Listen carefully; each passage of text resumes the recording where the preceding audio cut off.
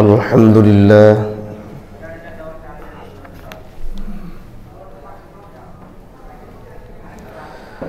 अल्हम्दुलिल्लाह नहमदुहु व नस्तईनुहु व नस्तगफिरुहु व नु'मिनु बिही व नतवक्कलु अलैहि व नऊज़ु बिल्लाहि मिन शुरूरि अंफुसिना व मिन सय्यिआति अअमालिना मन यहदिहिल्लाहु फला मुदिल्ल लहु व मन युद्लिलहु फला हादिय लहु व अशहदु अल्ला इलाहा इल्लल्लाहु वहदहु ला शरीक लहु व अशहदु अन्ना सय्यदना व मौलाना मुहम्मदन अब्दुहु व रसूलुहु सल्लल्लाहु तआला अलैहि व अला आलिहि व अस्हाबिहि व बारक व सल्लम तस्लीमन कसीरन कसीरा अम्मा बअदु फअऊज़ु बिल्लाहि मिनश शैतानिर रजीम बिस्मिल्लाहिर रहमानिर रहीम अलम अअहद इलैकुम या बनी आदम अल्ला तअबुदुश शैतान इन्नहु लकुम अदुव्वुम मुबीन व अन इअ्बुदूनी हाज़ा सिरातुम मुस्तक़ीम बारकल्लाहु ली व लना व लकुम फिल क़ुरआनिल अज़ीम व नफ़अना बिही अस्तग़फिरुल्लाह ली व लकुम व लिसाइरिल मुस्लिमीन इन्नहु हुवल गफ़ूरुर रहीम अल्लाहुम्मा सल्लि अला सय्यिदिना मुहम्मद व अला आलि सय्यिदिना मुहम्मद व बारिक व सल्लिम अल्लाहुम्मा सल्लि अला सय्यिदिना मुहम्मद व अला आलि सय्यिदिना मुहम्मद व बारिक व सल्लिम अल्लाहुम्मा सल्लि अला सय्यिदिना मुहम्मद व अला आलि सय्यिदिना मुहम्मद व बारिक व सल्लिम।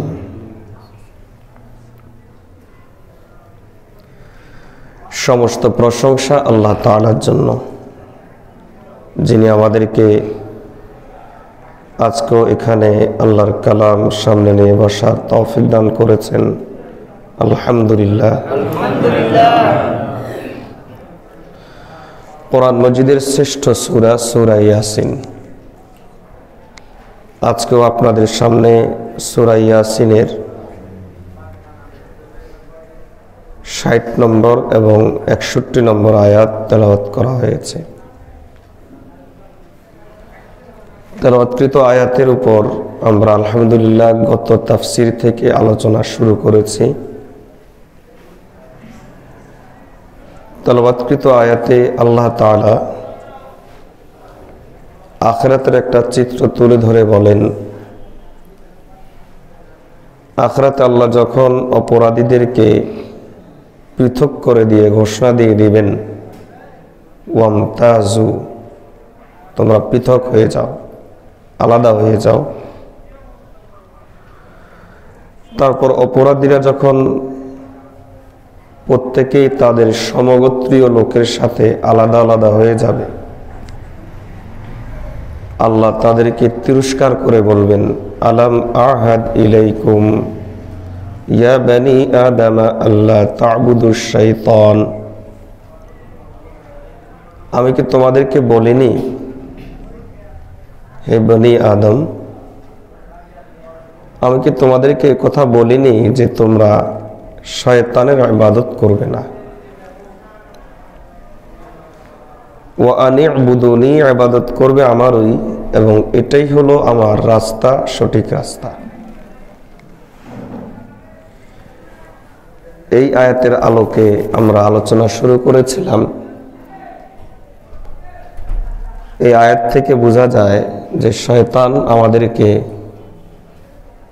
সঠিক রাস্তা অথবা সিরাতে মুস্তাকিম থেকে সরিয়ে দেয়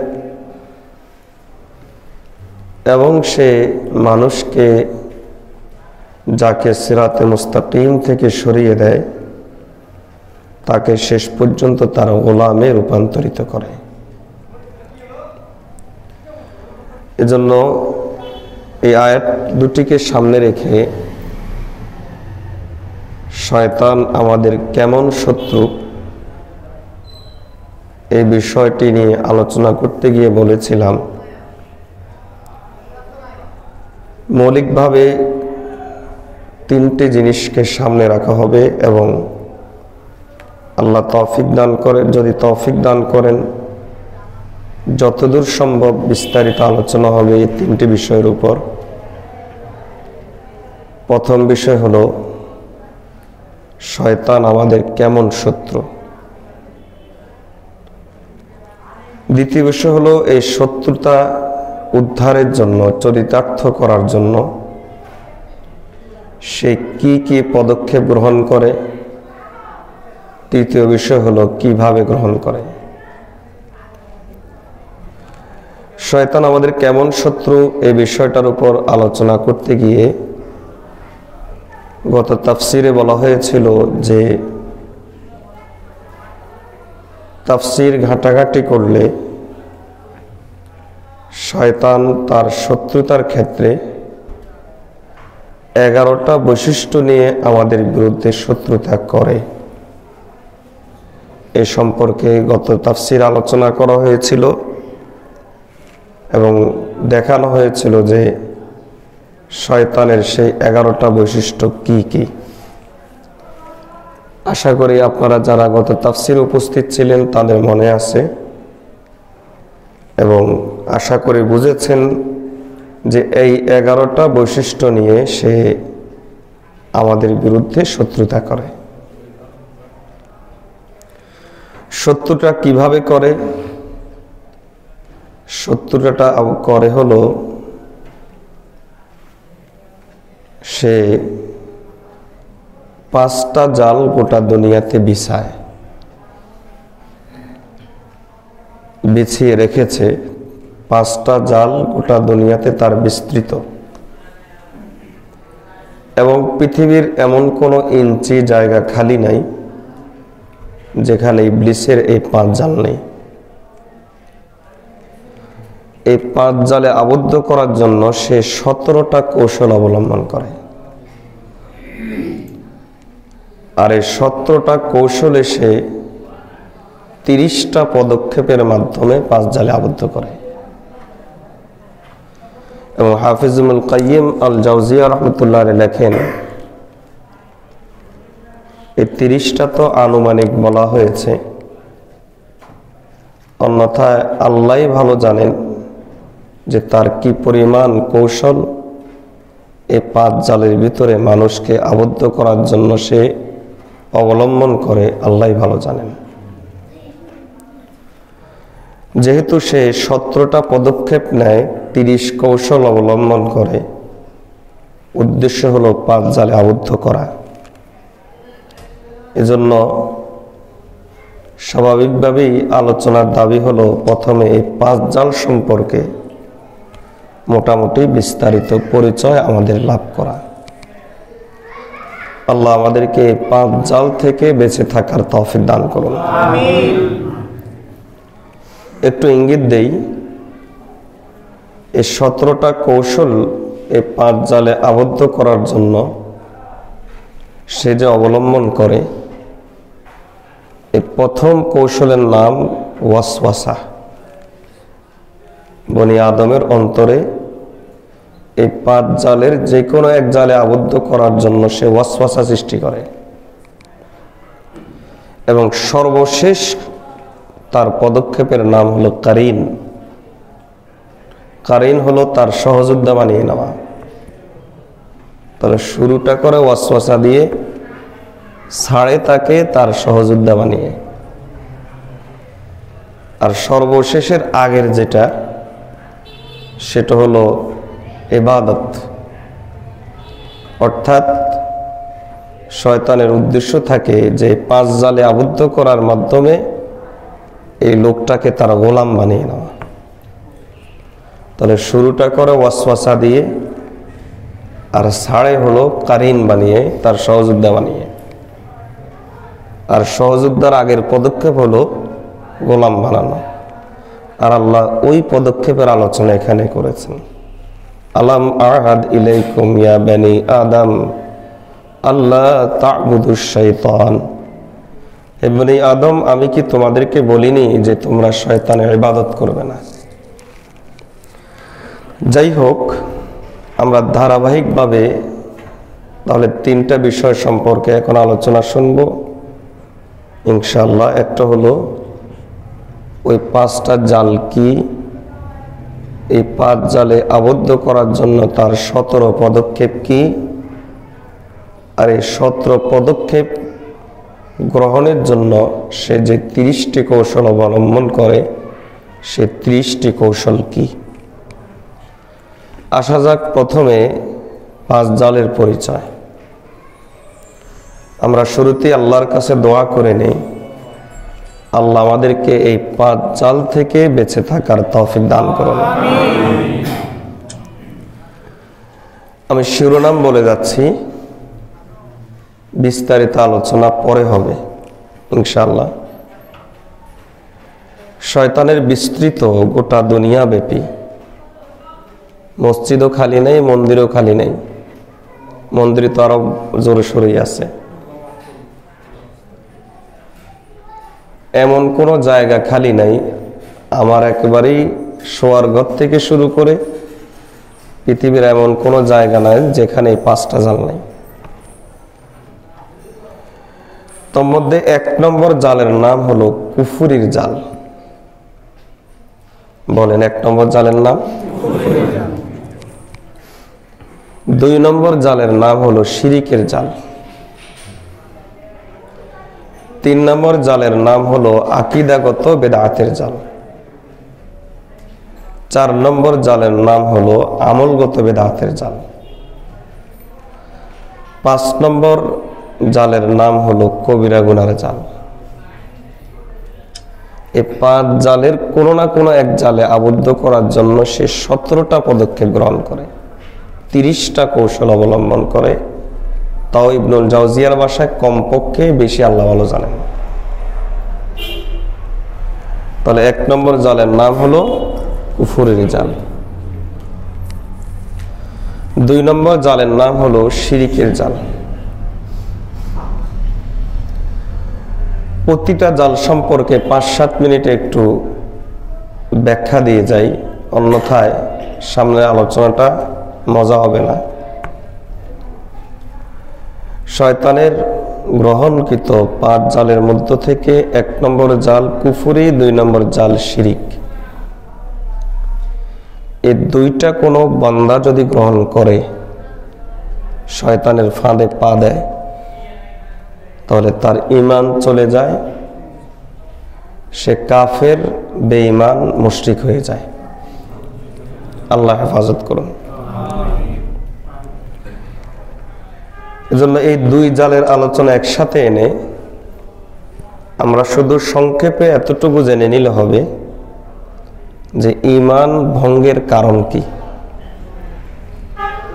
আপনারা নামাজ ভঙ্গের কারণ শুনেছেন, ওযু ভঙ্গের কারণও পড়েছেন, শুনেছেন। ঈমান ভঙ্গের কারণ কখনো পড়েছেন, শুনেছেন? অথচ ওযু যদি ভাঙে আর ওই অবস্থায় কোরআন শরীফ ধরলেন, কবিরা গুনাহ হলো। নামাজ পড়লেন, মনে মনে অপরাধী ছিলেন, বিনা ওযুতে নামাজ পড়ছি, শরমে পড়ে অথবা কোনো কারণে শক্ত কবিরা গুনাহ হয়েছে, ঈমান যায় নাই। আর বিনা ওযুতে নামাজ পড়াটাকে জায়েজ মনে করে নামাজ পড়েছেন, ঈমানে চলে গেছে। আর নামাজ যদি ভেঙে যায় তাহলে নামাজ নষ্ট হয়, ঈমান নষ্ট হয় না। তো ঈমানই যদি নষ্ট হয়ে যায় তাহলে তার কিছুই থাকে না। এজন্য আমাদের মাশায়েখগণ লেখেন, ওলামায়ে কেরাম লেখেন, আকীদার বিষয়ে যে সমস্ত ইমাম রয়েছেন তারা লেখেন যে ঈমান ভঙ্গের কারণ মৌলিকভাবে 3টি। মাথায় রাখবেন এই কথা, যে ঈমান ভঙ্গের কোনো এক কারণ যদি কোনো ব্যক্তির মাঝে পাওয়া যায়, এর অর্থ হলো হয় ইবলিসের সে কুফরের জালে পড়েছে অথবা সে শিরকের জালে পড়েছে। ঈমান ভঙ্গের কোনো একটা কারণ পাওয়া গেলে এর অর্থ হলো ইবলিসের কুফরের জালে পড়েছে অথবা শিরকের জালে। আসলে ঈমান ভঙ্গ শব্দটা ছোট হয়ে যায়, কারণ আমরা মনে করি যে ঈমান ভাঙলে আবার জোড়া দেওয়া যাবে। এজন্য এই ক্ষেত্রে পারফেক্ট শব্দ হবে ঈমান বিলুপ্তকারী। ঈমানকে পুরো বিলুপ্ত করে দেয়, এটার কোনো অস্তিত্বই থাকে না যদি এই কোনো একটা কারণ তার কারো মাঝে পাওয়া যায়। তো তিনটা মৌলিক কারণ, ঈমান ভঙ্গের মৌলিক কারণ তিনটা। এক নম্বর হলো আকীদা বিশ্বাসের সাথে সংশ্লিষ্ট কারণ, আর আরেকটা হলো কাজের সাথে সংশ্লিষ্ট কারণ, আর আরেকটা হলো কথার সাথে সংশ্লিষ্ট কারণ। এই তিন ভাবে ঈমান ভাঙে। আকীদার সাথে সংশ্লিষ্ট যে কারণগুলো, সেই কারণগুলো সংক্ষেপে আমরা যদি শুনি তাহলে সেটা হলো সর্বমোট কয়টা? কেউ বলতে পারবেন? 9টা। কয়টা? 9টা।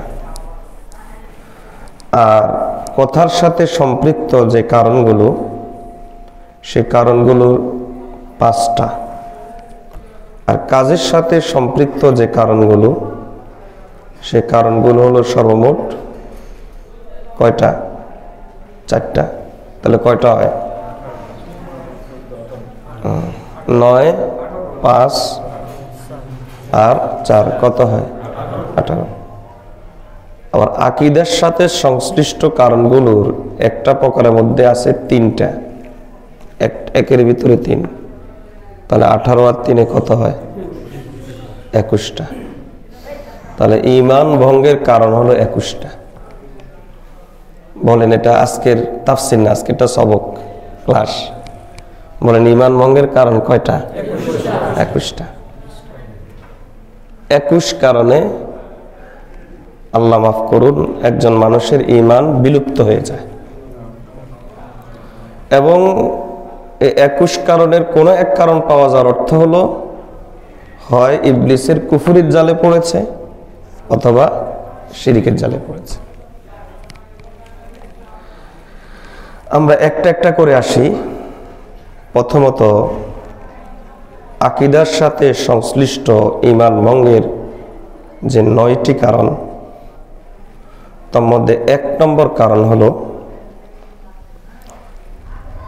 আকীদার সাথে সংশ্লিষ্ট শিরিক। যেমন এই কথা বিশ্বাস করা যে আল্লাহ ছাড়া অন্য কারো নামেও জবাই করা যায়। আমাদের সমাজে কিন্তু আছে এগুলা, পীরের নামে, মাজারের নামে জবাই হয়। একটা বিস্ময়কর তথ্য শোনাই তাফসীর থেকে। কোনো ব্যক্তি যদি এমন একটা সিচুয়েশনে পড়ে যে হারাম খাদ্য খাওয়া ছাড়া উপায় নাই, এখন মরা জন্তু খেতে হবে, অন্যথা সে ক্ষুধার্ত অবস্থায় মারা যাবে। এরকম পরিস্থিতিতে যদি কোনো ব্যক্তি পড়ে, আমরা এখানে বসে হয়তো বুঝবো না, আফ্রিকার অঞ্চলে বহু মানুষ এটা বুঝে। এমন একটা সিচুয়েশনে যদি কেউ পড়ে, তাহলে কোরআন মজিদের বক্তব্য হলো এই অবস্থাতে সে মরা জন্তু খেতে পারবে। ফালা ইসমা আলাইহি, মরা জন্তুটা খাওয়া হারাম, কিন্তু এই হারামের গুনাহ এই ব্যক্তির জন্য আপাতত হবে না। কাজটা গুনাহ, কিন্তু এই ব্যক্তির জন্য আপাতত এই গুনাহ হবে না। কিন্তু আল্লাহ ছাড়া অন্য কোনো ব্যক্তির নামে যদি জন্তু জবাই করা হয়, তাহলে ওই জন্তুর গোশত এই পরিস্থিতিতেও খাওয়া হারাম। কথাটাকে বুঝাতে পেরেছি? তাহলে এটা কি পরিমাণ নাপাক? এজন্য মাজারের তবারকের নামে যেগুলা হয় এগুলা পেশাব পায়খানা শুকুরের গোশত এর চাইতো না পাক। কারণ হারাম জন্তুর গোশত বিশেষ পরিস্থিতিতে পড়লে খাওয়ার অনুমতি আছে, গুনাহ আছে, তবে এই মুহূর্তে আল্লাহ গুনাহটাকে মাফ করেন, স্থগিত করেন। কিন্তু এই পরিস্থিতি তো ওয়ামা উহিল্লা লিগাইরিল্লাহ, যেটা আল্লাহ ছাড়া অন্য কারো নামে যেটা জবাই করা হয়, এই পরিস্থিতি তো ওই গোশত খাওয়া জায়েজ নেই। আর আমাদের সমাজে এটারই নাম দিয়েছে তবারক, অর্থাৎ চুরি তো চুরি, আরো সিনাজুরি। একে তো এটা নাপাক, আবার নাম দিচ্ছে তবারক। তবারক মানে বরকতের জিনিস। তো পেশাব পায়খানাকে বরকতের জিনিস বললে, শুকুর গোশতকে বরকতের জিনিস বললে ইমান থাকে? একে তো গায়রুল্লাহর নামে জবাই করে ইমান হারায়, আবার তবারক নাম দিয়ে ডাবল ইমান হারায়। এটা হলো আকীদা, বিশ্বাসের সাথে সম্পৃক্ত শিরিক। এটাকে বলা হয় আশ-শিরক বিল ইতিকাদ। এর দ্বারা ইমান বিলুপ্ত হয়ে যায়। প্রত্যেকটার ক্ষেত্রে দলিল আছে, দলিল দিতে গেলে আলোচনা লম্বা হয়ে যাবে, এজন্য আমি দলিলে যাব না। নম্বর 2 হলো আকীদার সাথে সংশ্লিষ্ট ইমান বিলুপ্তকারী বস্তু, শরীয়তের কোনো ফরজ বিধান কিংবা ওয়াজিব বিধানকে অস্বীকার করা, মিথ্যা প্রতিপন্ন করা। যেমন পর্দার বিধান অস্বীকার করলো, অথচ পর্দা শরীয়তে ফরজ। আর যেমন নামাজ অস্বীকার করলো, মারিফতের নামে নামাজ অস্বীকারীর সংখ্যা আছে না? মনে মনে নামাজ পড়ে, আছে না এরকম লোক? তো এরা নামাজ অস্বীকারী। এরকম শরীয়তের কোনো ফরজ কিংবা ওয়াজিব বিধানকে কোনো ব্যক্তি যদি ফরজ মনে না করে, অর্থাৎ সে অস্বীকার করে, তাহলে এর দ্বারা ঈমান বিলুপ্ত হয়ে যায়। নম্বর 3, ইসলামী শরীয়তে যে সমস্ত বস্তু সুস্পষ্টভাবে হালাল সেগুলোকে হারাম মনে করা, আর যেটা স্পষ্টভাবে হারাম সেটাকে হালাল মনে করা। যেমন ইসলামী শরীয়তে মূর্তি হারাম, ভাস্কর্যের নামে হালাল মনে করলো, বুঝলেন নাই? ঈমান কেবল যে একটু একটু আছে এরকম না, পুরাই চলে যায়, ঈমান বিলুপ্ত হয়ে যায়। শরীয়তের কোনো হালালকে হারাম করা অথবা হারামকে হালাল করা, এর দ্বারা ঈমান বিলুপ্ত হয়ে যায়। নম্বর 4, আল্লাহর কোনো বিধানের ব্যাপারে সন্দেহ পোষণ করা, যে আল্লাহ এই বিধানটা আসলে দিয়েছেন কিনা। যেমন নবী সাল্লাল্লাহু আলাইহি ওয়াসাল্লাম শেষ নবী কিনা সন্দেহ, অথচ এটা পরিষ্কার যে নবী সাল্লাল্লাহু আলাইহি ওয়াসাল্লাম শেষ নবী। অথবা ইসলামে এই বিধানটা আসলে আছে কিনা, এটা কি যৌক্তিক হতে পারে? গোটা দুনিয়া চলে পুঁজিবাদের উপর, সুদের উপর, আর ইসলাম মাঝখানে এসে সুদের কারবার হারাম করে দিল। এর অর্থ হলো পুরা দুনিয়ার অর্থনীতির চাকা বন্ধ করে দিতে চায়। ইসলাম কি আসলে এতটা অমানবিক নাকি? এরকম একটা সন্দেহ পোষণ করলো, তাহলে বলেন ঈমান থাকলো না বিলুপ্ত হয়ে গেল? মনে রাখবেন, ঈমানের ব্যাপারে আল্লাহ তাআলা এমন এক ঈমান আমাদের কাছে চান যে ঈমানের ব্যাপারে কোনো প্রকার ন্যূনতম সন্দেহ রাখা যায় না, এবং আমার পক্ষ থেকে কোনো শর্ত আরোপ করা যায় না যে এই শর্ত যদি থাকে তাহলে আমি মুমিন থাকব, আর আমার যদি বুঝে না আসে তাহলে সন্দেহ আছে, এরকমও চলবে না। নম্বর 5, অমুসলিমদেরকে যদি অমুসলিম মনে না করে, অথবা তাদের অমুসলিমদের নাজাতের ব্যাপারে যদি সন্দেহ পোষণ করে, যে মনে হয় অন্য ধর্ম নাজাত আছে। বাউলদের এই আকীদা, বাউল আছেন আমাদের সমাজে, তাদের আকীদা হলো ধর্ম নিয়ে কোনো অসুবিধা নাই, যে যে ধর্মেরই হোক নাজাত পেয়ে যাবে। না, আল্লাহ পরিষ্কার ভাষায় বলেছেন ইসলাম ছাড়া নাজাতের অন্য কোনো রাস্তা নাই। আল্লাহর কাছে একমাত্র গ্রহণযোগ্য দ্বীনের নাম হলো ইসলাম। এবং এছাড়া অন্য কোনো পথে নাজাত গ্রহণ করলে, তালাশ করলে আল্লাহ বলেছেন ফালা ইউকবালা মিনহু, সেটা আল্লাহর গ্রহণ করবেন না। এজন্য পরিষ্কারভাবে ইহুদিদেরকে, খ্রিস্টানদেরকে অথবা হিন্দুদেরকে, নাস্তিকদেরকে, অর্থাৎ ইসলাম বা ইসলামের বাইরে যত লোক আছে, যত ধর্ম আছে, অত ধর্ম না মানাও একটা ধর্ম, এই যত ধর্মের লোক আছে ইসলামের বাইরে সবগুলো গোমরাহি, এবং তাদেরকে আমার ইয়াকিনের সাথে, পরিপূর্ণ বিশ্বাসের সাথে অমুসলিম মনে করতে হবে। এটা কেন মনে করতে হবে? তার প্রতি এটা উপহাস নয়, এটা হলো আমার ঈমানকে বাঁচানো। আমার ঈমানকে বাঁচানোর জন্য এটা করতে হবে। আল্লাহ আমাদেরকে বুঝার তৌফিক দান করুন। কয়টা গেল? 5টা। নম্বর 6, একথা বিশ্বাস করা যে নবীজি সাল্লাল্লাহু আলাইহি ওয়াসাল্লামের অনুসরণ করা আবশ্যক নয়। আমরা এটা মুখে বলার সাহস করি না, কারণ সাহস করি না এই জন্য ওলামায়ে কেরামের ফতুয়া নামক লাঠি আছে, এই ভয়ে সাহস করে না। কিন্তু কাজে কারবারে এর চাইতে বেশি 14 গুণ বেশি দেখিয়ে দেয় যে নবী সাল্লাল্লাহু আলাইহি ওয়াসাল্লামের অনুসরণ করা আবশ্যক না। মুসলমান যদি নবী সাল্লাল্লাহু আলাইহি ওয়াসাল্লামের অনুসরণকে আবশ্যক মনে করত, তাহলে বলুন তো দেশে কোনো একটা বিচারের রায় ইসলামের বাইরে হতো?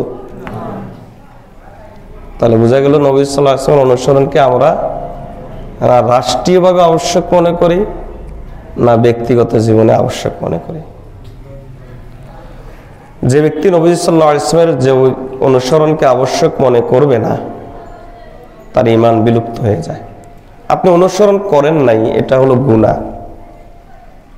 তাও ক্ষেত্র বিশেষ গুনাহ হতেও পারে, আবার নাও হতে পারে, আবার ক্ষেত্র বিশেষ কবিরা গুনাহ হতে পারে, আবার ক্ষেত্র বিশেষ গুনাহ মোটেই হবে না, হয়তো একটা উত্তম জিনিস তরক করলেন, কিন্তু আবশ্যক নয় এই বিশ্বাস যদি কেউ লালন করে তাহলে তার ঈমান থাকে না।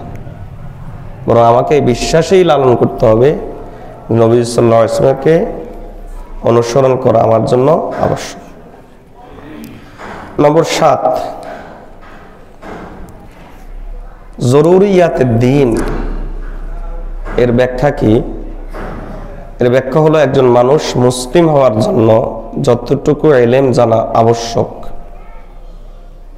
একজন মানুষ মুমিন হওয়ার জন্য যতটুকু ইলম আবশ্যক, ততটুকু ইলম আবশ্যক মনে না করা।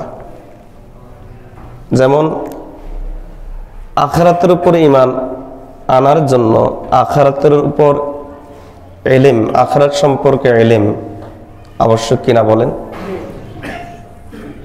জান্নাত জাহান্নাম এই সম্পর্কে আপনি ঈমান আনতে চান বা ঈমান এনেছি, জান্নাত জাহান্নামের ইলম আবশ্যক কিনা?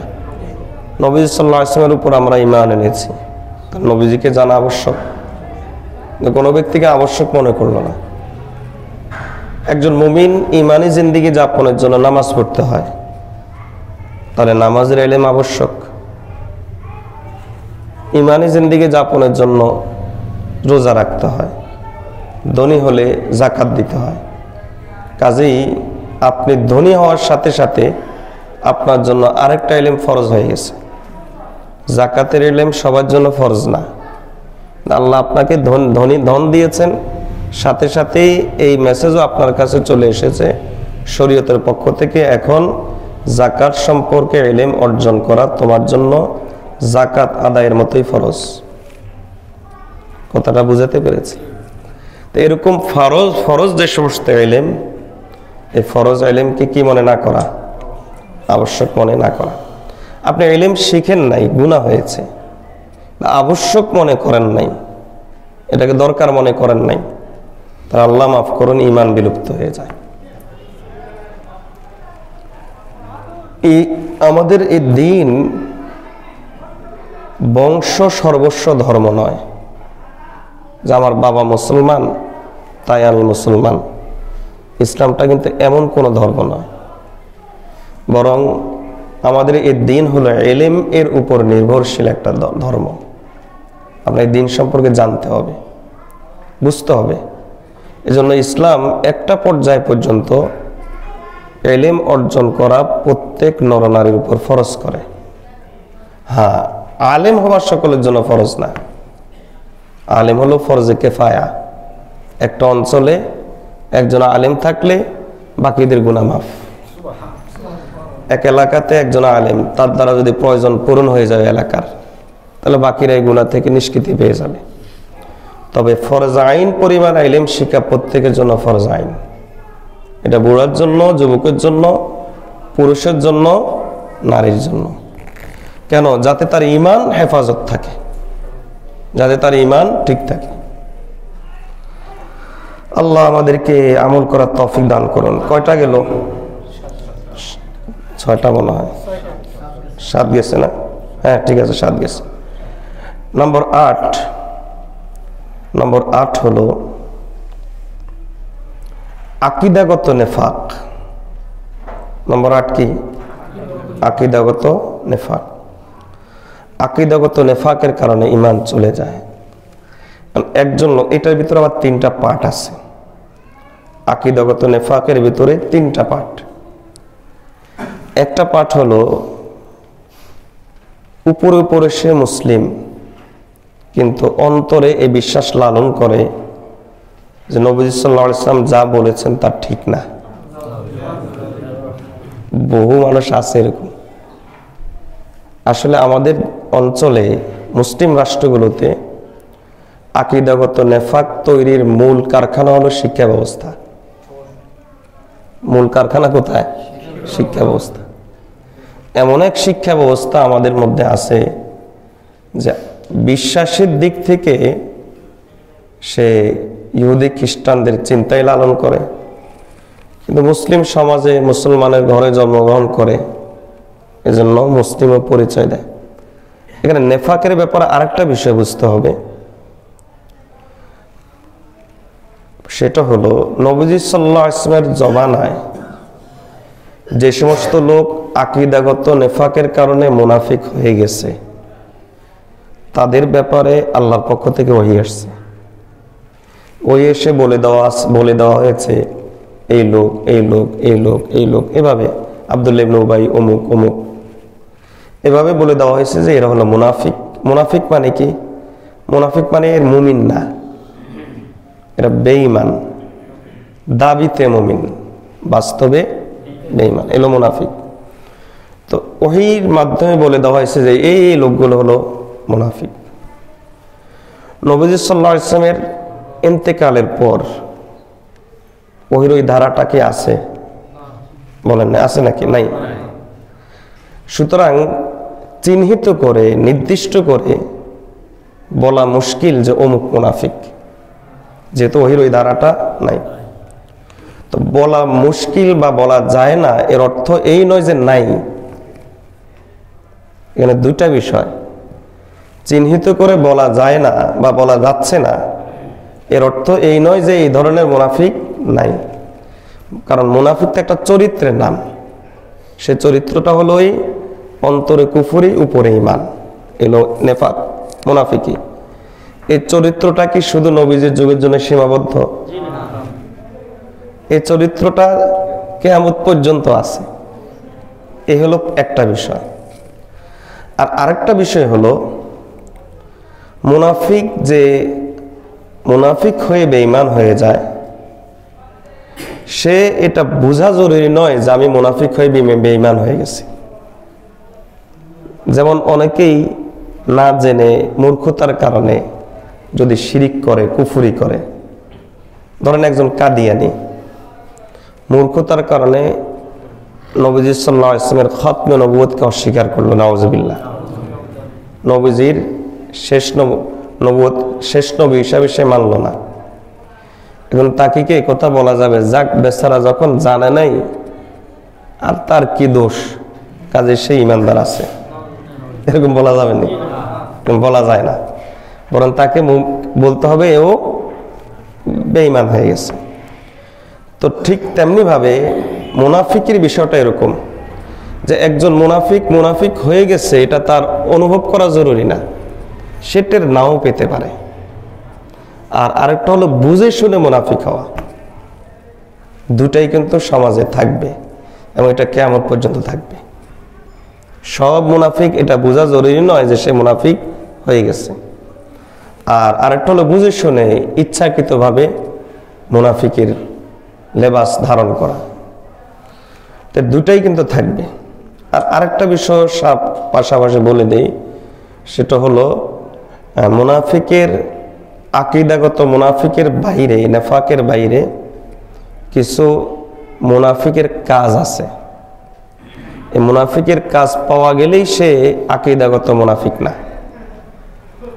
যেমন মিথ্যা কথা বলা, এটা মুনাফিকের চরিত্র।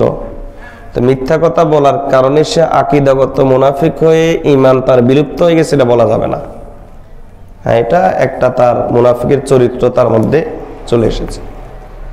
বিপরীতে আকীদাগত যে মুনাফিকিটা, ওটা পাওয়া গেলে আবার এ কথা বলার সুযোগ নাই যে তার ঈমান আছে, বরং বলতে হবে তার ঈমান বিলুপ্ত হয়ে গেছে। এখন এই রোগের শিকার কে, এটা আবার নির্ধারিতভাবে বলা যাচ্ছে না, কেন ওহীর দরজা নাই। তো নির্ধারিত বলা যাচ্ছে না এর অর্থ এই নয় যে নাই, বরং এর অর্থ হলো আছে। এই জন্য এই আলোচনাটা শুনতে হয়, বুঝতে হয় অন্যের জন্য জয় পরিমাণ, এর চাইতে বেশি কার জন্য? নিজের জন্য, যে আমার মধ্যে এটা আছে কিনা। অন্যের জন্য তো তখনই হয়তো যদি বলা যেত যে অমুক বাস্তবে মুনাফিক হয়ে বেঈমান হয়ে গেছে, এটা বলার দরজা তো নাই। এজন্য নিজের জন্য এই আলোচনাটা শুনতে হয়। তো এই মুনাফিক আকীদাগতভাবে মুনাফিক হয়ে যাওয়ার আবার তিনটা পদ্ধতি। কয়টা পদ্ধতি? এক নম্বর পদ্ধতি হলো উপরে উপরে মুমিন কিন্তু মনে মনে নবীজি সাল্লাল্লাহু আলাইহি ওয়াসাল্লামকে অস্বীকার করা, অথবা নবীজি সাল্লাল্লাহু আলাইহি ওয়াসাল্লাম যে সমস্ত বিষয় নিয়ে এসেছেন, কোরআন, হাদিস, নামাজ, রোজা, হজ, যাকাত, পর্দা, ইসলামের শিক্ষা, দাওয়াত, জিহাদ, তাবলীগ, এগুলো নিয়ে এসেছেন কে? নবীজি সাল্লাল্লাহু আলাইহি ওয়াসাল্লাম। নবীজি সাল্লাল্লাহু আলাইহি ওয়াসাল্লাম যে সমস্ত বিষয় নিয়ে এসেছেন, ওটা যদি শরীয়তে ইসলামে স্পষ্টভাবে প্রমাণিত হয়, তার কোনো এক অংশকে অস্বীকার করা, কিন্তু মুখে মুখে বলে যাচ্ছে আমি মুসলমান, তাহলে এটা হলো একটা সূরত, আকীদাগত মুনাফিক হওয়ার একটা সূরত। আকীদাগত মুনাফিক হওয়ার 2 নম্বর সূরত হলো নবীজি সাল্লাল্লাহু আলাইহি ওয়াসাল্লামের সাথে বিদ্বেষ রাখা, অথবা নবীজির আনিত কোন বিধানের সাথে বিদ্বেষ রাখা। যেমন ধরুন ইসলামের একটা অন্যতম বিধানের নাম, আমি শুধু ওই মেসালগুলোই বেশি দিচ্ছি যেগুলোর মাধ্যমে অধিকাংশ মানুষ মুনাফিক হয়। যেমন ইসলামের একটা অন্যতম বিধানের নাম হলো জিহাদ। এই মর্মে কোরআন মজিদের আয়াত আছে কিনা বলেন? নবী সাল্লাল্লাহু আলাইহি ওয়াসাল্লাম হাদিস আছে কিনা? আপনারা বলতে মনে হয় দ্বিধা সংকোচ করেন, ইমানের বিষয় জন্য পরিষ্কার করে বলবেন। নবী সাল্লাল্লাহু আলাইহি ওয়াসাল্লাম হাদিস আছে কিনা? নবীজি জিহাদ করেছেন কিনা? আচ্ছা, উনি মারা যাওয়ার সময় কি বলে গেছেন যে জিহাদ নাই? নাকি কোন সাহাবীকে ওসিয়ত করে গেছেন যে বলে দিও যে জিহাদ নাই? এরকম কোনো কিছু নাই। বরং নবী সাল্লাল্লাহু আলাইহি ওয়াসাল্লাম বলেছেন যে আল জিহাদু মাদিন ইলা ইয়াউমিল কিয়ামা, যতদিন ইসলাম থাকবে ততদিন জিহাদ থাকবে এবং কিয়ামত পর্যন্ত এটা জারি থাকবে। এখন জিহাদের বিষয়ে অমুসলিমরা প্রোপাগান্ডা করে, জিহাদ, জঙ্গিবাদ এগুলোকে একসাথে গুলিয়ে ফেলে, এরপরে পত্রিকায় রিপোর্ট আসে অমুকের ঘরে জেহাদি বই পাওয়া গেছে। কত জঘন্য কথা! জেহাদি বইকে সন্ত্রাসের বই হিসাবে আখ্যায়িত দিয়ে ইসলামের একটা পবিত্র শব্দ ব্যবহার করে জেহাদি বই পাওয়া গেছে। তো শুনলে আমাদের মনটা আটকে উঠে, আরে জেহাদি বই পাওয়া গেছে। এই জেহাদি বই পাওয়া গেছে বলে জিহাদের সাথে তার একটা বিদ্বেষ পোষণ করলো, কিন্তু মুখে মুখে বলতেছে কি আমি মুসলমান। এটাই একটা আকীদাগত মুনাফিকি। নবীজি সাল্লাল্লাহু আলাইহি ওয়াসাল্লামের সাথে অথবা নবীজির আনিত কোন একটা বিধানের সাথে এরকম যদি বিদ্বেষ পোষণ করে, আকীদাগত মুনাফিকি। আপনি কোনো ইবাদত করতে পারেন না, অথবা আপনার জন্য ফরজ না, অথবা আপনি ওই ইবাদত করতে সংকোচ করেন, কোনো কারণে হয়তো আপনি সেই ইবাদতটা করতে পারছেন না, করেন না, অথবা আপনি সেটা করতে চান না, এর অর্থ তো এই নয় যে ইবাদত ইসলামে নাই। এর অর্থ কি এটা?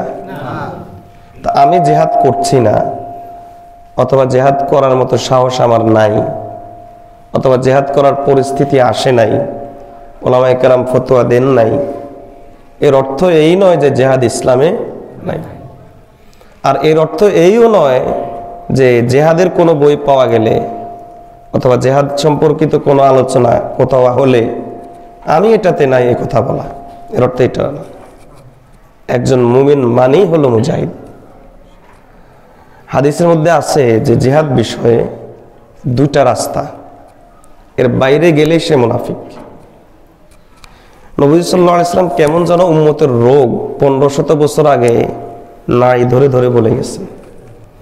অন্যথা নবীজি এই পয়েন্টে ইসলামের কোনো বিধানের সাথে বিদ্বেষ রাখা, এই পয়েন্টে এসে অন্য দৃষ্টান্ত তো নবীজি দিতে পারতেন, কিন্তু নবীজি এখানে আনলেন জিহাদের দৃষ্টান্ত। নবী সাল্লাল্লাহু আলাইহি ওয়াসাল্লাম বললেন যে উম্মত তোমার দুইটা কাজ, হয় সরাসরি তুমি জিহাদরত থাকবে, অথবা অথবা অন্তরে জিহাদের চিন্তা লালন করবে। 3 নম্বর মা তাআলান নিফাক। 3 নম্বর রাস্তাটাই হলো মুনাফিকের রাস্তা। তো কোনো ব্যক্তি যদি জিহাদরত না থাকে তাহলে অন্তরে জিহাদের চিন্তা রাখতে হবে। আর 3 নম্বরটা হলো কিসের রাস্তা? মুনাফিকের রাস্তা। আল্লাহ আমাদেরকে বোঝার তৌফিক দান করবেন। আমরা সবকিছুর আগে মহব্বত করি সবচাইতে বেশি আল্লাহ, আর সবচাইতে বেশি ভয় করি আল্লাহ। কাজে এই মহব্বতের সামনে, এই ভয়ের সামনে দুনিয়ার কোনো মহব্বতকে, দুনিয়ার কোনো ভয়কে আমরা প্রাধান্য দিতে পারি না। আর প্রাধান্য দিলেই তখন এই দেখবেন যে এই 21টার কোন একটার ভিতরে পড়ে যায়।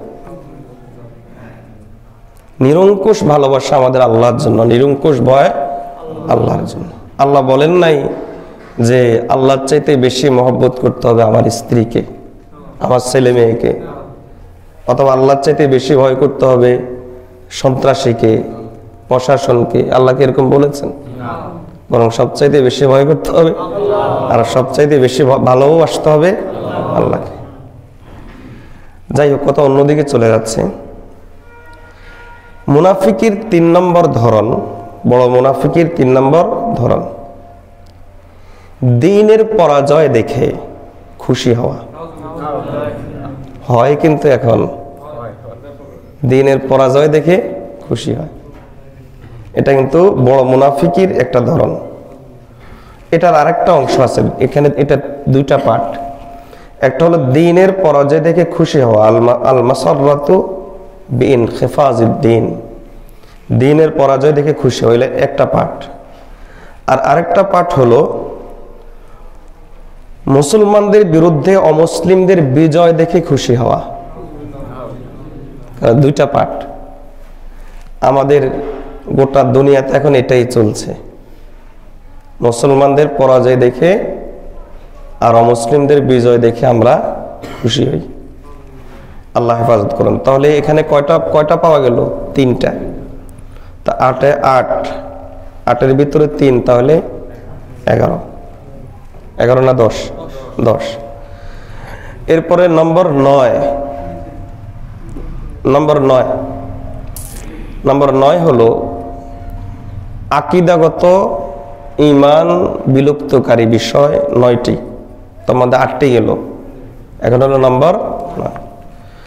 নম্বর 9 হলো ইসলামকে হক জানার পরেও অহংকারের কারণে মানতে না পারা। মক্কার মধ্যে যত নেতৃস্থানীয় লোক ছিল, আবু জাহেল থেকে শুরু করে সবগুলাই কিন্তু জানতো ইসলাম হক। ইতিহাসে এরকম বহু প্রমাণ আছে। আবু জাহেল চুপি চুপি তার বন্ধু বান্ধবকে বলতো যে মুহাম্মদ যা বলে তা তো সত্য, তো মানো না কেন, আমার নেতৃত্ব চলে যাবে, এজন্য মানি না। তাহলে অহংকারের কারণে মানতে পারে নাই। তো ইসলামকে হক জানার পরেও যদি কোনো ব্যক্তি অহংকারের কারণে মানতে না পারে, তাহলে তার ঈমান বিলুপ্ত হয়ে যায়। ইসলামের কোনো বিষয় জানার পরেও এটা পরিষ্কার ইসলামে আছে, এরপরে সে অহংকারের কারণে মানতে পারে নাই, তাহলে তার ঈমান বিলুপ্ত হয়ে যায়। আল্লাহ আমাদেরকে হেফাজত করুন। ইবলিস আল্লাহকে আমাদের চাইতে বেশি জানতো। আল্লাহকে আমাদের চাইতে ইবলিস বেশি জানতো, যে এতটুকু না, আল্লাহর রাগ কেমন, আল্লাহর দয়া কেমন ইত্যাদি বিষয়ে আমাদের চাইতে বহু গুণ ইবলিস বেশি জানে। এরপরও কি ইবলিস মানতে পারছে? সমস্যাটা কি? জানার অভাব না, মানতে পারে নাই। আল্লাহ কোরআন মাজিদে তথ্য দিয়েছেন, আবা ওয়াস্তাকবারা, অস্বীকার করেছে অহংকারের কারণে। এজন্য ইসলামের বিধানের সামনে মাথা নত করে দেওয়া, আমি এতদিন জানি নাই, বুঝি নাই, এখন জেনেছি, মেনে গেছি, এটাই হলো ইসলাম চায়। এজন্য আমাদের মুরব্বীরা সুন্দর করে বলেন, দিন মানার জিন্দেগির নাম। মানে কি? দিনের বিধান আসছে, এখানে আর আমার ঘাটতে আমি চলবে না, এখন আমাকে মেনে যেতে হবে। এ হলো আকীদার সাথে সংশ্লিষ্ট ঈমান বিলুপ্তকারী কয়টা? 9টা। এবার আসা যাক কথার সাথে সম্পৃক্ত ঈমান বিলুপ্তকারী বিষয়। নম্বর 1, আল্লাহকে গালি দেওয়া। মুমিন হয়ে গালি দিচ্ছে আল্লাহকে। গ্রামে কিন্তু এরকম দেখা যায়, আল্লাহর বাপ মারে গালি দেয়, আছে এরকম। অথবা রাসূল সাল্লাল্লাহু আলাইহি ওয়াসাল্লাম অথবা অন্য যে কোনো নবীকে গালি দেওয়া, অথবা আল্লাহর যে কোনো কিতাবকে গালি দেওয়া, অথবা আল্লাহর দ্বীনকে গালি দেওয়া। কেন আমি মুসলমান হইলাম, এরকম আফসোস করা, এর দ্বারা ঈমান বিলুপ্ত হয়ে যায়। নম্বর 2, আল্লাহকে কিংবা তার দ্বীনকে অথবা তার কোনো রাসূলকে অথবা তার কোনো কিতাবকে উপহাস করা। আমি যদি মুখে উপহাস করি, আল্লাহকে উপহাস করা, আল্লাহ কি চোখ খাইছে, আল্লাহ কি দেখেন না, আল্লাহ শুধু আমারে দেখলো, এরকম উপহাস, আল্লাহ মাফ করুন, এরকম উপহাস করা। এখানে আরেকটা মাসালা বলি, বোঝানোর জন্য কুফরি বাক্য নকল করা কুফরি না, এটা হলো, কারণ এটা বিশ্বাস থেকে বলা হচ্ছে না, এটা হলো বোঝানোর জন্য বলা হচ্ছে। তো এরকম কোনো কথা যদি কোনো ব্যক্তি বলে, অথবা রাসূলকে উপহাস করলো, যে রাসূল সাল্লাল্লাহু আলাইহি ওয়াসাল্লাম 11 বিয়ে করছেন, দেখছো, শুধু আমাদের বেলায় আসলে বিয়ে কম করো, নিজে তো অনেক করছে, এরকম উপহাস করে। নাস্তিকরা এই জাতীয় পয়েন্টগুলোতে আঘাত করে, যে নবীজি কেন এত বেশি বিয়ে করলেন, নবীজি কেন আয়েশা রাদিয়াল্লাহু তাআলা 9 বছর বয়সে বিয়ে করলেন, এই পয়েন্টগুলোতে আঘাত করে। অথচ আমাদের ঈমান, আমাদের আকীদা, আমাদের নবী সাল্লাল্লাহু আলাইহি ওয়াসাল্লামের চাইতে চরিত্রের দিক থেকে শ্রেষ্ঠ জগতে ছিল না, কিয়ামত পর্যন্ত আসবে। আপনার বুঝে আসুক বা না আসুক, এটাই মানতে হবে যদি মুমিন থাকতে চাই। তাহলে নবী সাল্লাল্লাহু আলাইহি ওয়াসাল্লামকে উপহাস করা যাবে না, অথবা অন্য কোনো নবীকে উপহাস করা। ইহুদিরা দাউদ আলাইহিস সালাম সম্পর্কে লেখেন, তিনি নাকি এক রাতে কত হাজারবার পর নারীর সাথে সঙ্গম করছে, নাউযুবিল্লাহ। এই জাতীয় উপহাসমূলক কথাবার্তা বলা এবং সুলাইমান আলাইহিস সালামকে তারা তো নবী হিসেবে মানেই না, বাদশা হিসেবে মানে, অথচ তিনি ছিলেন একজন নবী। আমাদের মুসলমানদের মধ্যে এই জাতীয় উপহাস আছে। সুলাইমানিয়া তাবিজের কিতাব, সুলাইমানিয়া তাবিজের কিতাবে সম্পর্ক করা হয়েছে সুলাইমান আলাইহিস সালামের সাথে। সুলাইমানিয়া মানে কি, মানে সুলাইমান আলাইহিস সালামের দিকে সম্পর্কযুক্ত। অথচ এই তাবিজের কিতাবের ভিতরে কিছু ভালো তাবিজও আছে, জায়েজ পর্যায়ে পড়ে, তো শিরিকি কুফরি তাবিজও ভরপুর। অথচ আল্লাহ কোরআন মজিদের মধ্যে বলেছেন, ওয়ামা কাফারা সুলাইমানু ওয়ালাকিন্না শায়াতিনা কাফারু। সুলাইমান আলাইহিস সালাম কুফরি করেন নাই, কুফরি করেছে শয়তানরা। এরকম উপহাস করা যাবে না, অথবা আল্লাহর কোনো কিতাবকে উপহাস করা, কোরআনকে উপহাস করলো, এটা কিসের মাধ্যমে? কথার মাধ্যমে, তাহলে তার ঈমান বিলুপ্ত হয়ে যায়। নম্বর 3, ওই যে আবার জরুরিয়াতে দিন, যেটা পিছনে একটা ব্যাখ্যা দিয়েছি, যে সমস্ত বিষয় দ্বীনের জানা অপরিহার্য, ফরজ, এই জরুরিয়াতে দ্বীনের কোনো একটাকে মৌখিকভাবে অস্বীকার করা। ইসলামে পর্দা নাই, ইসলামে নামাজ নাই, রোজা নাই, হজ নাই, জাকাত নাই, তাবলিগ নাই, জিহাদ নাই, এরকম একটা জিনিসকে অস্বীকার করা যেটা ইসলামে আছে, এর দ্বারা ঈমান বিলুপ্ত হয়ে যায়। নম্বর 4, নবুয়তের দাবি করা। গোলাম মোহাম্মদ কাদিয়ানী নবুয়তের দাবি করছে না, এর দ্বারা ঈমান কি হয়ে যায়? বিলুপ্ত হয়ে যায়। নম্বর 5, গায়েবের ইলম জানে এই দাবি করা। এখানে দুটা বিষয়, একটা হলো গায়েবের ইলম যারা জানে তাদের কথা বিশ্বাস করা, এর দ্বারা ঈমান যায় না, ঈমানের উপর আঘাত আসে, বড় ধরনের শক্ত কবিরা গুনাহ হয় এবং ঈমান অত্যন্ত দুর্বল হয়ে যায়, এটাকে ছোট শিরিক বলে। আর আরেকটা হলো নিজে দাবি করা। দুইটা বিষয়, তাহলে 2 গ্রুপ। এক গ্রুপ হলো জ্যোতিষী, গণক অথবা কথিত পীর, আছে না এরকম বন্ড, এগুলো এর হলো এক গ্রুপ। আর আরেক গ্রুপ হলো তাদের কাছে যারা এটার জন্য যায়, যে যারা দাবি করে এদের ঈমান নাই, এদের ঈমান বিলুপ্ত হয়ে গেছে। আর যারা এদের কাছে যায় তাদের ঈমান আছে ঠিক, তবে এটা শক্ত কবিরা গুনাহ, ছোট শিরিক, এর দ্বারা ঈমান চলে যাওয়ার বহু আশঙ্কা থাকে। তাহলে কয় গ্রুপ এখানে? তাহলে গায়েবের ইলম জানে এই দাবি করা, যেমন বিভিন্ন জাদুকর, জ্যোতিষী অথবা ভণ্ড পীর, যারা এরা। কয়টা গেল? 5টা না 4টা গেছে? 5টায় গেছে। তাহলে আগে পেলাম কয়টা? 10টা। 10, এখন এখানে হলো কয়? 5টা। তাহলে কটা হলো? 15টা। এবার আসা যাক কাজের সাথে সম্পৃক্ত ঈমান বিলুপ্তকারী বিষয়। কথার সাথে সম্পৃক্ত ঈমান বিলুপ্তকারী বিষয় আলোচনা গেল। এবার হলো কাজের সাথে সম্পৃক্ত ঈমান বিলুপ্তকারী বিষয়। নম্বর 1, আল্লাহর ইবাদতে কাউকে শিরিক করা। আগেরটা ছিল আকীদায় শিরিক, আর এটা হলো ইবাদতে শিরিক। যেমন সিজদা আল্লাহকেও দিল, আবার অন্য কাউকে দিল, মান্নত আল্লাহর জন্য করলো, আবার মাজারের নামও করলো।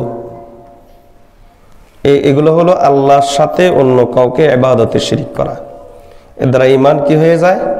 বিলুপ্ত হয়ে যায়, ঈমান চলে যায়।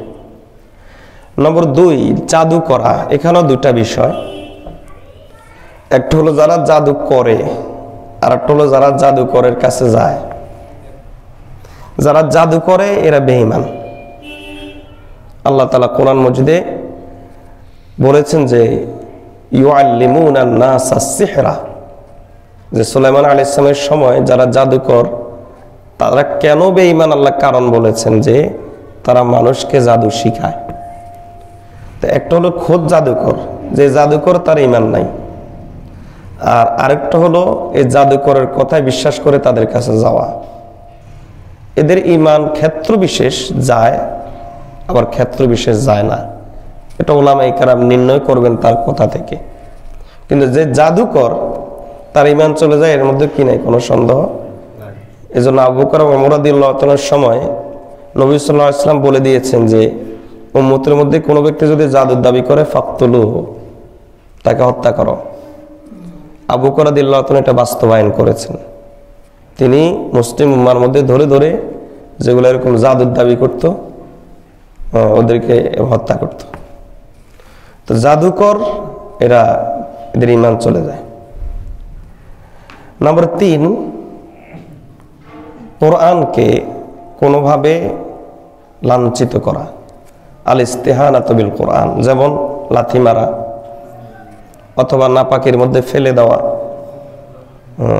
অথবা বলের মতো করে খেলা, ছুঁড়ে মারা। এমনিতে হাত থেকে পড়ে গেছে, এর দ্বারা সগীরা গুনাহ হয় না, কবিরা গুনাহ তো পরের কথা। অসতর্কতা বশত হাত থেকে পড়ে গেছে, এর দ্বারা সগীরা গুনাহ হয় না। কারণ কোনো কিছু যদি কোনো ব্যক্তির অনিচ্ছাকৃত হয়, বলেন তো এটা কি গুনাহ হয়? ইচ্ছা করে হাত থেকে ছুঁড়ে ফেলে দিছে, এটা কেবল সগীরা নয়, কেবল কবিরা নয়, বরং ঈমানে চলে যায়। আর অনিচ্ছাকৃতভাবে হাত থেকে পড়ে গেছে, হ্যাঁ, মুমিন হিসাবে একটা ভয় অন্তরে আসছে, আল্লাহ আমার উপর নারাজ হলেন কিনা। এই জন্য উলামায়ে কেরাম বলেন কিছু সদকা দিয়ে দাও, এই ভয়টা ঠিক রাখো, এই ভয়টা বিলুপ্ত না হোক। ইসলাম এই ভয়টা কামনা করে যে তোমার হাত থেকে কেন কোরআন পড়লো, আরেকজনের হাত থেকে কেন পড়লো না, আল্লাহ নারাজ হলেন কিনা। এই জন্য কিছু সদকা দিয়ে দাও, অন্যথায় মূলত কোনো গুনাহ হয় না, কারণ এটা তো অনিচ্ছাকৃত। আল্লাহ মাফ করুন, কেউ যদি রাগের বশত, দুজনের মধ্যে ঝগড়া লাগছে, এখন রাগের বশত কোরআন ছুঁড়ে মারছে। ওয়াজ মাহফিলগুলোতে এখন পাবলিক কোনো ব্যক্তির উপর খেপলে, খেপা আপন স্থানে অনেক ক্ষেত্রে এটা ঠিক আছে, যৌক্তিক, কিন্তু এর চাইতে বড় জঘন্য ব্যাপার যেটা ঘটে সেটা জুতা মারা শুরু করে। আর জুতা মারার সময় টেবিলের উপর কোরআন মজিদ থাকে না, বুঝাইতে পারিনি মনে হয়, কোরআন মজিদ থাকে না, এ কোরআনের উপর জুতা পড়ে না, কত বড় জঘন্য কাজ।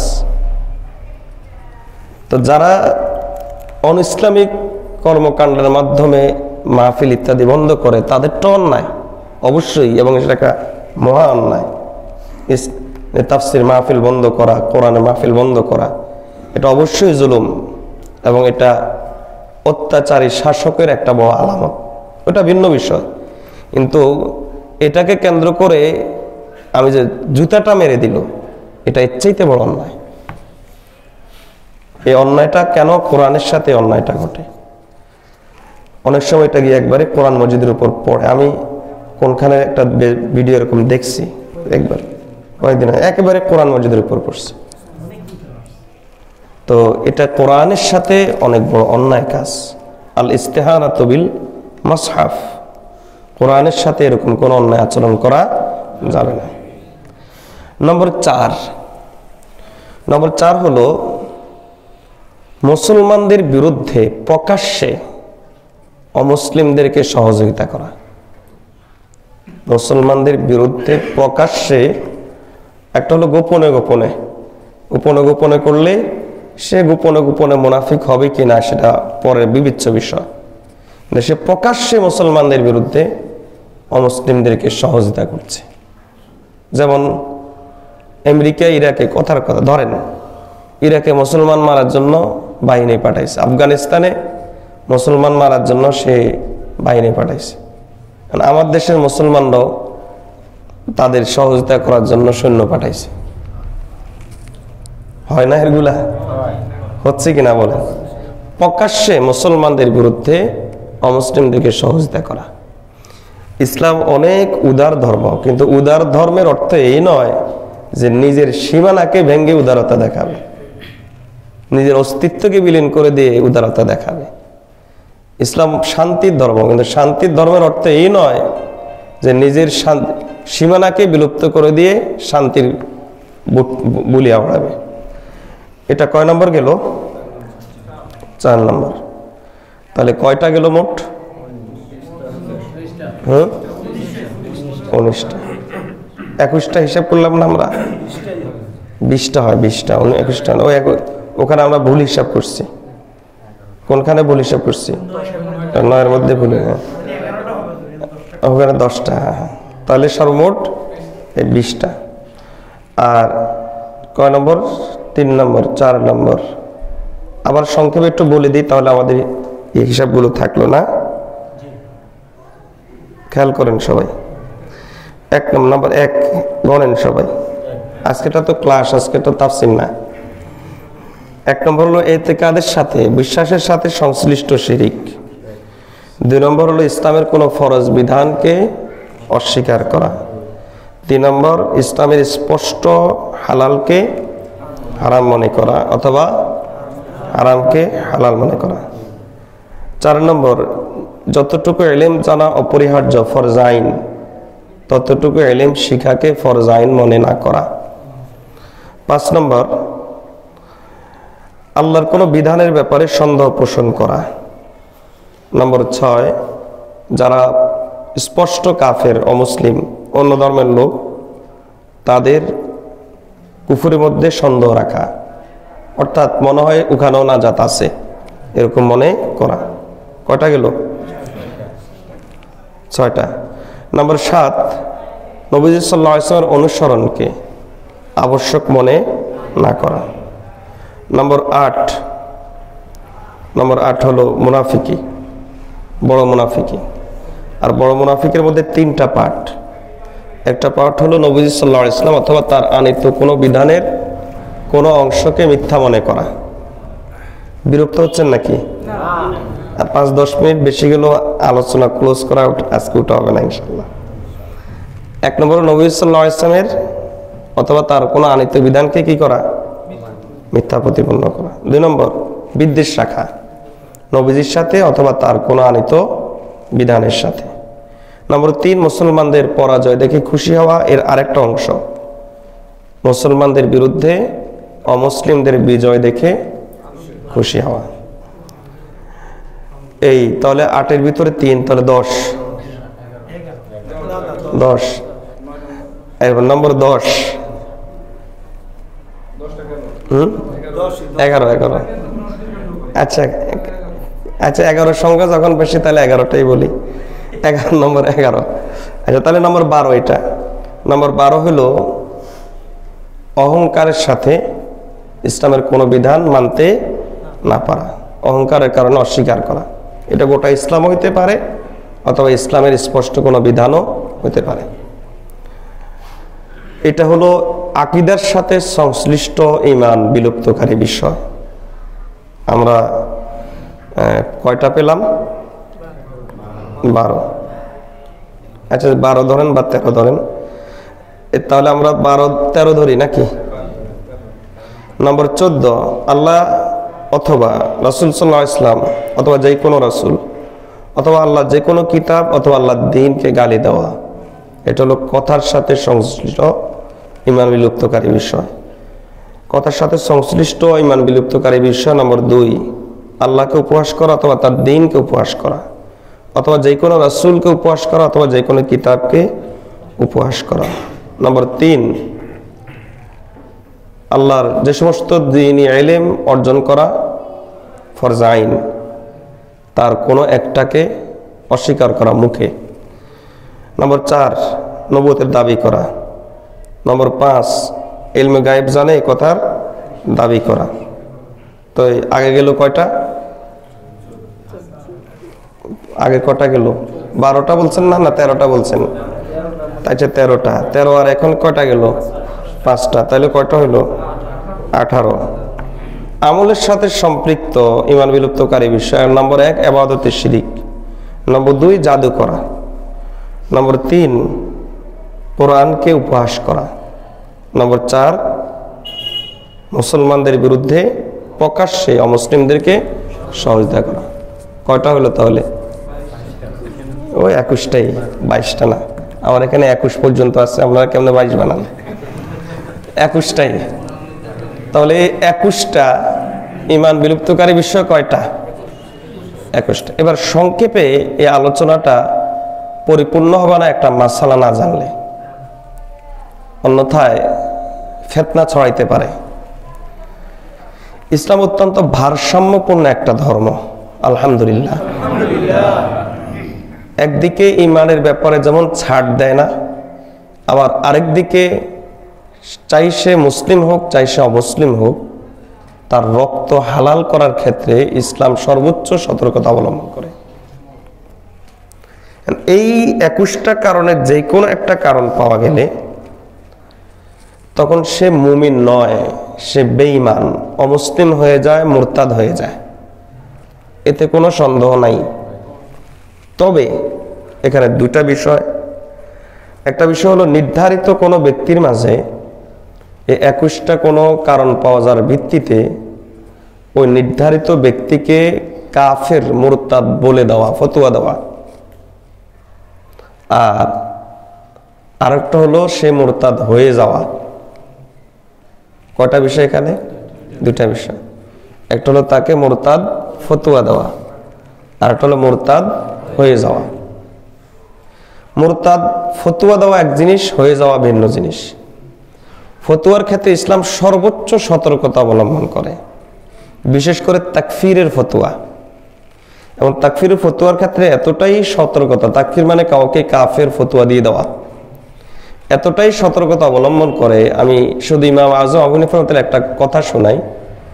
তিনি বলেন যে কারো মাঝে যদি 99টা কারণ পাওয়া যায় তাকে বেঈমান বলার মতো, আর একটা কারণ পাওয়া যায় তাকে ইমানদার বলার মতো, তাহলে সে বাস্তবে বেঈমান, কিন্তু তোমার ফতোয়া হবে সে মুমিন।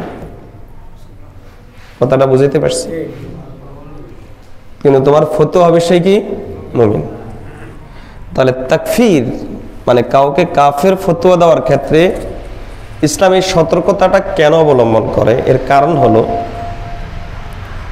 ধরেন যদি ইসলামী হুকুমত থাকতো, ইসলামী খেলাফত যদি থাকতো, তাহলে এই 21টা কারণ পাওয়া যাওয়ার পরে মুফতি সাহেব যদি ফতোয়া দিতেন যে এই লোকটা কাফের হয়ে গেছে, তাহলে ইসলামী খেলাফতের জন্য ফরজ হয়ে যেত একে গ্রেফতার করে মুরতাদ হিসাবে জেলে নেওয়া, 3 দিনের সময় দেওয়া, তওবা না করলে হত্যা করা। এই 21টা কারণের একটা কারণ পাওয়া গেছে, মুফতি সাহেব ফতোয়া দিয়ে দিচ্ছে এই লোক কি হয়ে গেছে? মুরতাদ হয়ে গেছে। তাহলে ইসলামী হুকুমতের তখন কি দায়িত্ব হইতো?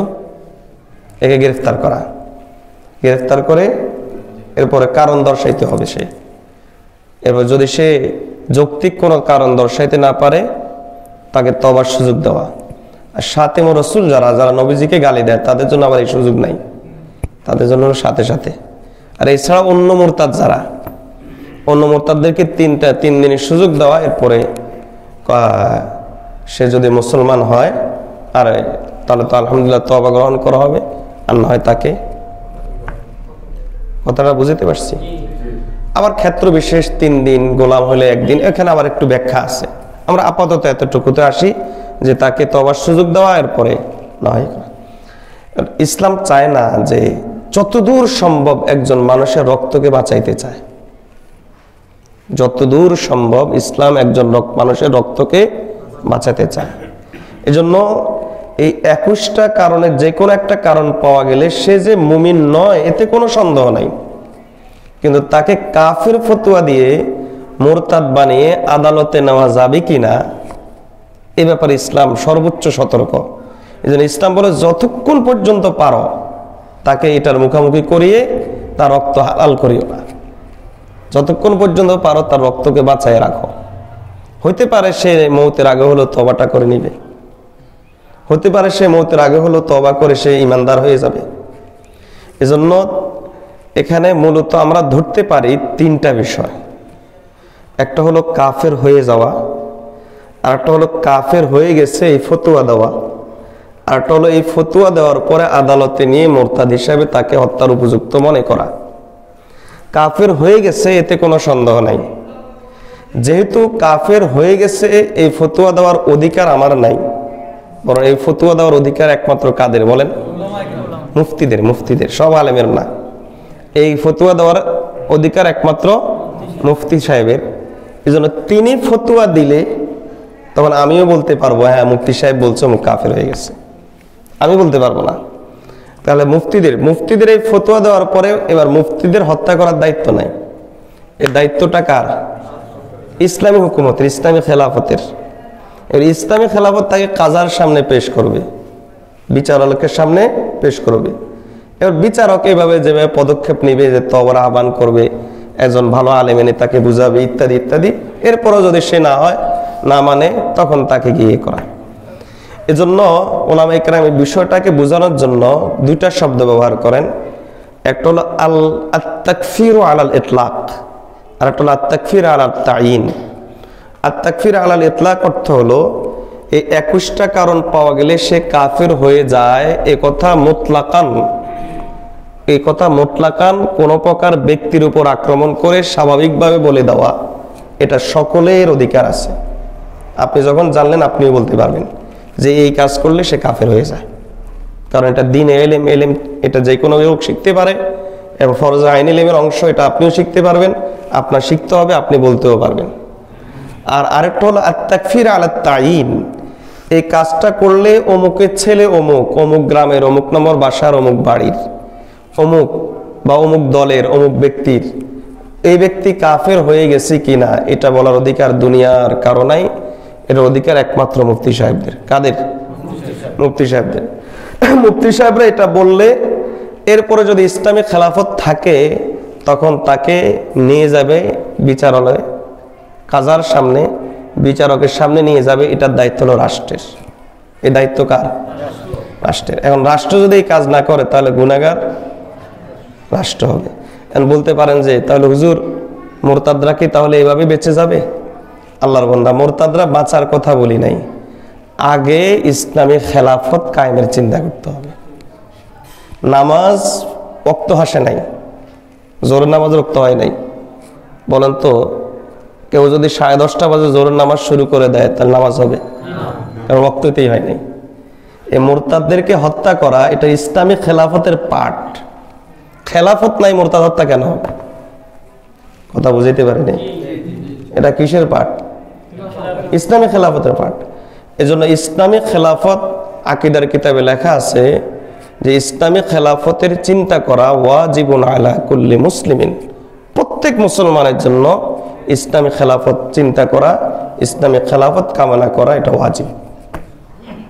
তাহলে আগে আমার উপর, আগে মুরতাদদের হত্যার জন্য আগে পরিবেশ যেটা দরকার, সেটা যাতে ইসলামের উপর কেউ আঘাত করার সাহস না করে।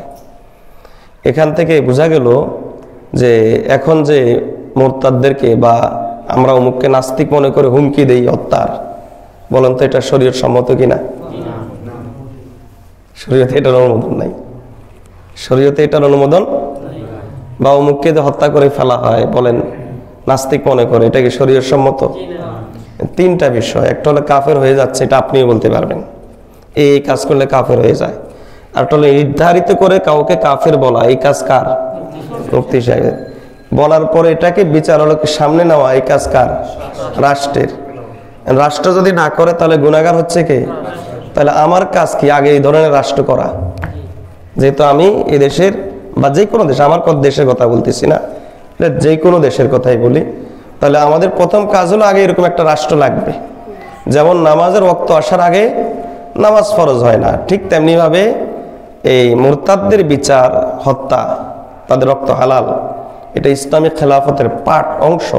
আগে ইসলামী খেলাফত লাগবে, তারপর এটা কায়েম করা যাবে, দণ্ডবিধি কায়েম করা যাবে। আল্লাহ আমাদেরকে বোঝার তৌফিক দান করুন। আরেকটাও প্রাসঙ্গিক বলে দিই, গ্রামে গঞ্জে অনেক সময় জিনাবে বিচার হইলে মাতব্বরা ধরে পিটায়, আছে না এরকম? 100 দোরা মানে মেরে মনে করে যে আমি শরীয়ত কায়েম করে ফেলছি। আরে তোমাকে শরীয়ত কায়েম করার এই অধিকার দিল কে? মুফতিদের কাজ হলো ফতোয়া দেওয়া, রাষ্ট্রের কাজ হলো বিচার করা। রাষ্ট্র যদি বিচার না করে, গুনাহগার হবে রাষ্ট্র। এমন রাষ্ট্র নাই কেন, এটা জবাবদিহিতা করতে হবে প্রত্যেক নাগরিকের। তাহলে আগে কাজ হলো ইসলামী খেলাফতের চিন্তা করা। আল্লাহ আমাদেরকে ইসলামী খেলাফত এমন একটা ব্যবস্থা আমাদেরকে দয়া করে দান করুন। তবে খেলাফত পাওয়ার জন্য আগে ওই খেলাফতের নাগরিক হওয়ার উপযুক্ত হইতে হবে। যে দেশের মানুষ এখনো 31st নাইট আসলে অপসংস্কৃতির মধ্যে গা ভাসিয়ে দেয়, ওই দেশের মানুষের জন্য খেলাফত নাই, ওদের ভাগ্যে খেলাফত নাই। খেলাফতের নাগরিক হওয়ার উপযুক্ত তো হইতে হবে। এজন্য আল্লাহ আমাদেরকে এরকম উপযুক্ত বানিয়ে দিন, সকলে বলে আমিন। ওয়া আখিরু দাওয়ানা আনিল হামদুলিল্লাহি রাব্বিল আলামিন। আজকে দীর্ঘ আলোচনা হয়ে গেছে, যতটুকু আলোচনা হয়েছে আল্লাহ আমাদেরকে ততটুকুর উপর আমল করার তৌফিক দান করুন। আশা করি জরুরি আলোচনা গেছে, আমরা সকলেই সতর্ক থাকবো ইনশাআল্লাহ। সকলে দোয়া পড়ে উঠে যাই।